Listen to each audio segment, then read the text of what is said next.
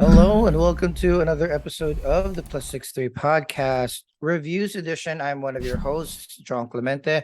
Alongside with me is my bestest best friend in the entire world, Chubax. How are you, Chubax? Good evening. Welcome back.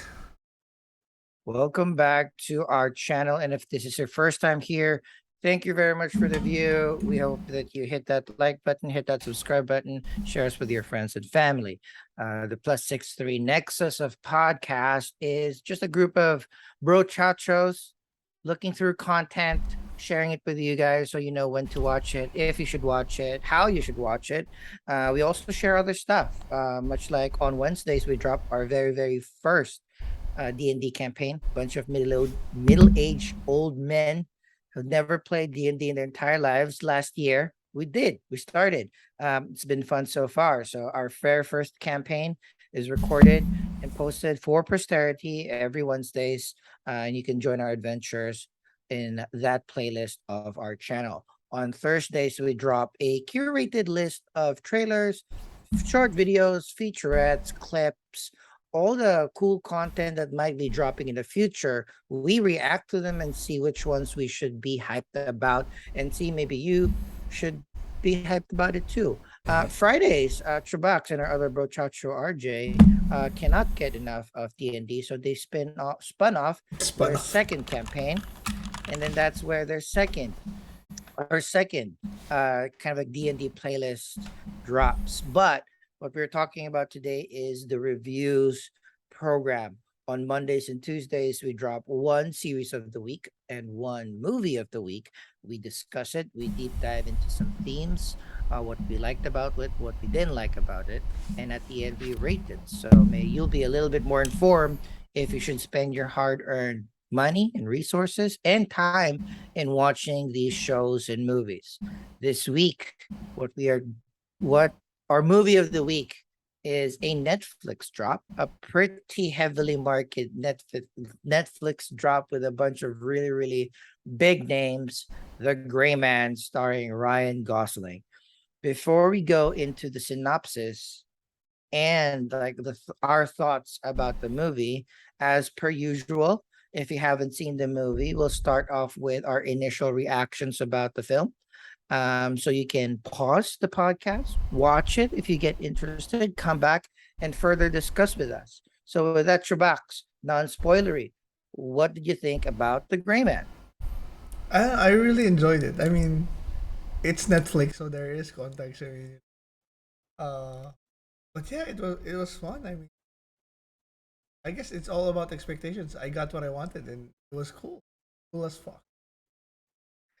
Yeah, that's the thing, and we really need to develop a new word about our shifting expectations when we watch movies and TV shows off of streaming service. They're not free, but it's kind of like part of the package. So essentially, we'll call it streaming free, right?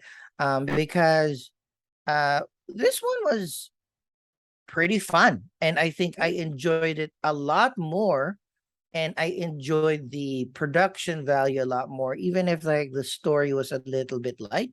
But it's an action flick with cool characters, with a lot of fun action scenes, with a lot of cool quips and jokes here and and there. I think the casting sold it. If it was a little even just if it wasn't Ryan Gosling or if it wasn't Chris Evans, it would have really dropped a lot. But that's what casting does. That's why you get these names because they add a lot. But yeah, we'll discuss And that once we start. we'll discuss that one later because that actually was my point of contention. Of course, no question. Chris Evans, Ryan Gosling, Anna de Armas, killer, killer, great casting. Well, but that's unfair. You put them in anything and they'll be great, right? That's the thing with those characters. I have some issues with some other characters that we'll go through a little bit more as we deep dive into the film. So, non-spoiler review. Trubox likes it. It's fun. I like it, and it's fun. There's a little bit of kind of extra brownie points because it's free on Netflix. So if you're interested to watch it, just pause this podcast real quick, watch it with your friends and your family, come back and discuss with us. So 3, 2, 1, full spoiler territory, quick synopsis, 1 minute synopsis of The Gray Man is there is a group, a CIA program called Sierra, where an old CIA official played by um, Billy Bob Thornton as Donald Fitzroy will kind of recruit um, uh, imprisoned younglings to be trained as a working assassin so they can work for their freedom. So much like Suicide Squad, but more on an individual Mhm. setup. So And our main character, go. I didn't know the setup of this. I was like, when I saw Billy Bob, oh, he looks really young. Huh? I didn't know that. I was like, they're gonna time It jump to was, the. yeah, I think it was a little bit of a deep faking Yeah, or a I lot know. of prosthetics. So essentially the main plot of the story, because a lot of this is just action, is the new CIA heads, or the ones directing the CIA program, played by um Ray John Page. And then with the lieutenant of Ray John Page, played by Jessica Henwick Another. Iron Fist fame, are trying to stealthily clean up the old regime. So the old cool assassins, the old operatives, because the old operatives might figure out all of the weird dealings that the new regime has been done. So the movie starts with Six, played by Ryan Gosling. So you assume that he is the sixth of many of the Sierra operatives. Was tasked to hire John Bernthal, cool cameo. Oh no, not John Bernthal. I'm sorry. The dude from with the weird eye in Civil War. Yeah, one of Yeah. So the soldiers yeah. So from he was Hydra. hired to, yeah, he was hired to kill that person because that person has sensitive information about the government. During the tuffle, they figure out that that person is Sierra 4, a predecessor of Sierra 6, and it's becoming apparent that the Sierra program is just being hired to kill itself. Fast forward to Six being the one targeted because he was the one who got and found the contents of what Sierra 4 had. Fun ensues. I think, I mean, that's pretty much it. There's a lot of, um after a few attempts of Rajon Page and the CIA to capture and imprison Six, they couldn't because Six is pretty great at his work. They turn into a sociopathic mercenary played by the very cool Chris Evans. Um, this is where the real fun starts because Chris Evans, whose uh character name is, fuck, I forget. Oh, Hansen. Lloyd Hansen. Lloyd. I love it. Lloyd. Even the name, like, what's the most douchebaggery name that we can use? It's And Lloyd. that's where you know that Chris Evans is a great actor, because despite him being one of the most lovable actors, possibly the top Chris of all the Chris's, he was able to play this douchey, psychopathic, crazy yet slightly charming mercenary head. And that's where the Even fun ensues even his because, okay. outfits, like, the shoes, the like, what do you call those pants that's The tight fit, like, Yeah, the skinny crop skinny pants, skinny the no pants. socks, hard bottom shoes. Dude, the Yeah. fucking mustache. The And mustache. that tight hugging shirts, and the Yeah, shirt. Yeah. he's cool. But the reason why he was hired, because as a mercenary hired by CIA, he can do a lot more weird things without red tape to get the job done. But of course, Six eludes him at every single point. Now there's a bunch of subplots killing about Fitzroy, the one that drafted Six, has a niece that he takes care of. Six has gone closer to that niece. The niece was used as one of the bait for Lloyd Hansen to capture Six. So there's a lot of different set pieces all over the world where they were trying to find where Fitz is, and find where Six is, and also where another set piece when Six infiltrates Lloyd's home base, or the home base where they were holding hostage Fitzroy's niece.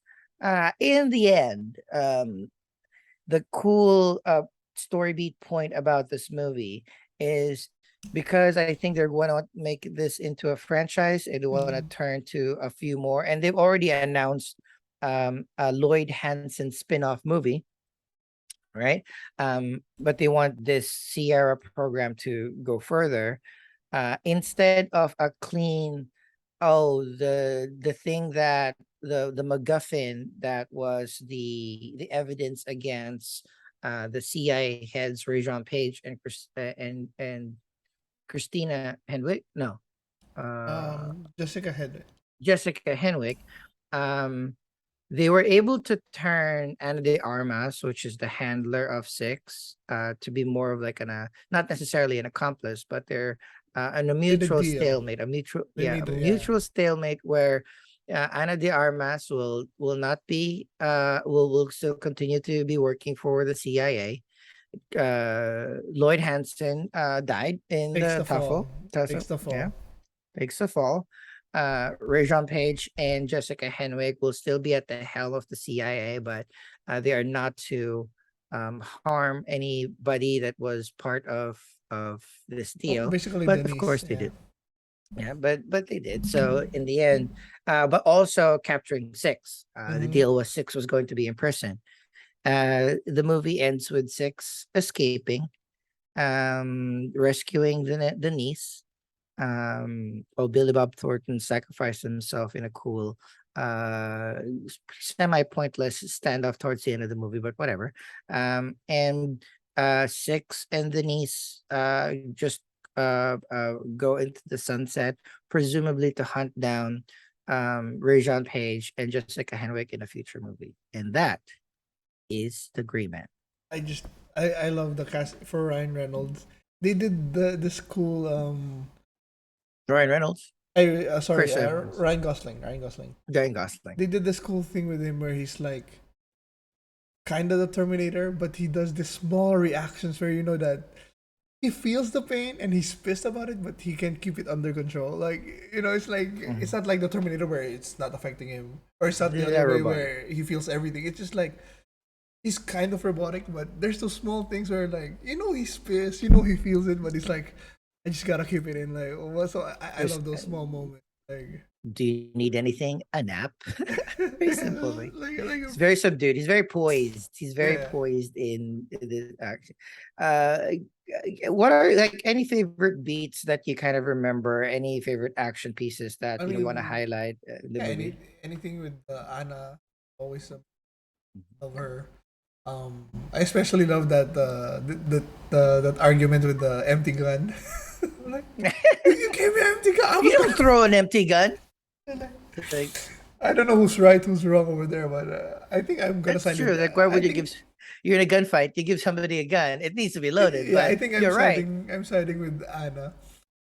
But then what else? Yeah, I like all most of the fight scenes were cool. I'm still torn. I think maybe the only negative one was like bringing in the girl halfway through and then making it matter to Claire. Six was kind of a little too on the nose. Like I Yeah. don't know if we needed her that much, you know, like um to I guess to humanize him. I don't know. I also like I don't know. I like that it's gonna be fried. I do like that um they didn't push it fast, you know, because sometimes these story like this story is like them hunting Six and then Six with the MacGuffin, the data drive, and then most movies would end with him giving it to the authorities and everybody rounded up. Yes. But this Yes. one, you know, there's somebody even higher than And we still don't know what's in the drive. no, they showed it. It was him dealing with Hansen and stuff, like Oh yeah, all that's his oh black yeah, stuff. yeah. That's true. But I mean, so there's somebody higher than the deputy CIA bad director, and I thought at most I thought that they'd get him, and then we'd go see the next one. Mhm. But we didn't even get him because as this was just like Six trying to survive, you know, and Yep. they did that, so they did wrap it up all in one at the end. So I like it. Who how about you? But then, so for me, the only iffy thing was like, of course, it's not as deep as we want. But then, I mean, you can't go deep with and have that many set No, pieces, you know. So it's uh, like it's a trade off. Like I'll watch deep. I'll watch Sandman. You know, mhm. if I want something heavy, if it's fun, it's just like a bullet train. Just have fun, you know. Yep. So it's just fun. So I liked it. And that's the exact thing that I like about the movie. It's well paced because there's maybe every 10-15 minutes there's going to be a big action piece, Mm. and then small action pieces to just round out Six's skill. There's some, there's some charm, there's some strategy, there's hand-to-hand combat, the shooting, there is I mean, even one of my favorite fight scenes was when he first had the to protect Claire, the niece, and the house was being infiltrated, and Yeah, he was like, "Oh, everything is fine, just there's a just work body there. stuff." And there's a body there, and he Just was a trying to, Tuesday, regular yeah, just Tuesday. trying to like not alarm Claire, but also figuring out that she's not that dumb, Yeah. right? So yeah, so I like that there's a lot of witty banter showing the character slash non-character of Ryan Gosling, because these stoic protagonists is kind of like the cool, that's the wave right now. Everybody wants. I even like that they showed just enough in his past to say why he's really good. You know, the Exactly. little I mean, little and backstory with it's more a little like similar to the accountant where the mhm. dad trained the kids, but this one was a little over the line. Not a little. This guy, his dad went over the Yeah, line. I'm pretty sure, like, spoiler alert again, we're full spoilers, but like there was the he had a brother, right? Hmm. We don't That even know. Yeah, presumably alive. killed himself or died. But Oh. of course, being a shallow franchise, I'm pretty sure they'll bring that back up again, right? At some point in the future. But for me, it's like, and exactly what you mentioned. You show little bits of his past, little bits of his skill, so that everything that he does makes sense. It's Hmm. not like I'm just a superhero straight up. No, he worked at this. He trained at this. He had small assignments. He had big assignments. Like there's like a running vocabulary between him and Denise and him and Fitzroy. There's like about music and about Hmm. records, right? So it it all makes sense within the story. So it doesn't have to be deep. It's Yeah. a fucking action movie. There's a MacGuffin. People are, Literally. and there's the kidnap scenario, and that's pretty much it. Bad guys up top running shit, like the minions taking the fall for it, and one of the cooler minions was able to rise against. So Hmm. it's fairly simple, but the good thing about simple stories is like you still need to make sense, and it does. That's why I really like this. The stoic character of Ryan Gosling is, I think they told Chris Evans to like play it up, super duper up, because like Ryan's character is super chill, super quiet, few words, right? Because it's Hmm. an action film. So I'm really glad that Chris Evans really had fun in this role. My I only issue, go oh go. good. No, I even like that scene in was it Prague where he got handcuffed and then Lloyd was sending Mhm. teams. It was Yeah. like it didn't seem like he had like the typical Infinite's henchman. You know, he was like A team, and then there was this Hmm. send in the B team. Like there's like specific units, and it's Hmm. all it's all realistic in a sense that it's not like he just had 100 military people there. So that was fun. And that's the where I will traverse the issue is I really did not like Rajon Page and Jessica Henwick here. Not necessarily because of their acting, because I do not believe that these are the ones running the CIA. I don't believe that they can be Oh. high up in the CIA. They don't. One, I know they're doing the diversity shit, and then being the woke culture and whatever. Totally support that, because you can't just have Billy Bob, Ana de Armas, Chris Evans on stage, Claire, all white faces the entire Well, movie. technically, So Anna's Cuban, I think. but she's playing fucking Marilyn Monroe. Yeah. So it's still like, very Caucasian face, if I might say. So I understand that you have to put Ray John Page, right? European, African American, like black person or of black descent, and an Asian lady Wow. I didn't even. as Yeah. top, right? I love them as actors. I love what they did with the character. I just don't believe that an early 40s, and they're not even 40s, they're probably just like Yeah. mid to late 30s, That's being definitely. that top dog in the CIA, right? So perhaps they could have gone a little bit older, but I also wanted, I kind of understood that they wanted to make it relatable to the kids. Ray John Page, Bridgerton fame, right? So Mm-hmm. you want to keep this faces there. They tried to age up, like, with the gray hair. They tried to age up Jessica Henwick with the Bob. the crop cut, right? And I like that they are explored because they're known to be the nice, charming, lovable characters. So that I love that they're stretching their wings and they're playing these like fucked up characters. I'm pretty sure they got the role because they're in the Marvel family. This is an Anthony Russo and Joe Russo joint. The writers are Christopher Marcus and Stephen McFeely. You know what they've written before? Go. Hit Couple of me. small movies. Like where's that? Okay, a couple of small movies. They just co-wrote Guardians of the Galaxy, Civil War, Infinity War, Endgame. Holy shit. They all, but however, they did write Thor: The Dark The World Dark World. and I Pain know. and That's all. Gain. That's always So connected. that's kind of like a little bit of not the stain, but Captain America, the first Avenger, they wrote it as well. So they understand the characters. There's a Marvel family. You let them play around. Big budget, $200 million. I feel that it was a little bit playing to the crowd, putting in big names or putting in like cool people like Rajon Page and Jessica Henwick instead of somebody a little bit more believable as an ECA.